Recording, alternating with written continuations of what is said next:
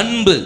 7ஆம் அதிகாரம் நீங்க பாருங்களேன், இந்த அழைப்பை சரி செஞ்சு கரெக்டா இருந்ததுனாலதான் அங்க ஒரு 5-6 பேரை கூப்பிட்டு அபிஷேகம் பண்ணினாலும் 2 பேர் தான் அந்த அழைப்புல கரெக்டா இருந்ததுனாலதான் 7ஆம் அதிகாரம் ஸ்தேவானையும் 8ஆம் அதிகாரம் பிலிப்பையும் கர்த்தர் பயன்படுத்தினார். அந்த மீதி ஆட்களை காணமே இல்லையே பாருங்களேன். அப்போ கரெக்டா அழைப்புல நின்னா அந்த ஆளை கர்த்தர் பயன்படுத்துற விதத்துல தேவன் சரியாய் பயன்படுத்த தேவன் போதுமானவராய் இருக்கிறார். அப்ப இப்ப ஸ்தேவான் 7ஆம் அதிகாரம் ஆதியாகமத்துல இருந்து அவர் இயேசு கிறிஸ்து மரித்து உயிரோடு எழும்புற வரைக்கும் பிரசங்கம் பண்ணி முடிக்கிறாரு. முடிச்ச பிறகு தேவதூதருடைய முகம் போல இருக்கு.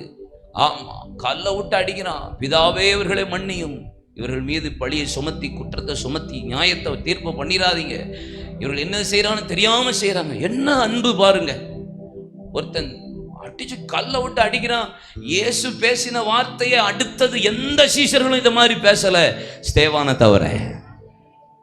அன்பு சகலத்தையும் தாங்கு, நம்பு, சகிக்கு, அன்புக்கு பொறாமை இல்லை, தன்னை புகழாது, தற்பொழிவு நாடாது, சினம் கொள்ளாது, தீங்கு நினையாது, அநியாயத்தில் சந்தோஷப்படாது, சத்தியத்தில் சந்தோஷப்படும், அயோக்கியமானதை செய்யாது, பொறாமை கொள்ளாது, சத்துருக்களை சிநேகிக்கும், சபிக்கிறவர்கள் ஆசீர்வதிக்கும், துன்பப்படுத்துறவர்களுக்காக, நிந்திக்கிறவர்களுக்காக, பகைக்கிறவர்களுக்காக ஜெபம் பண்ணும், தீமை செய்றவர்களுக்காக நன்மை செய்யும்.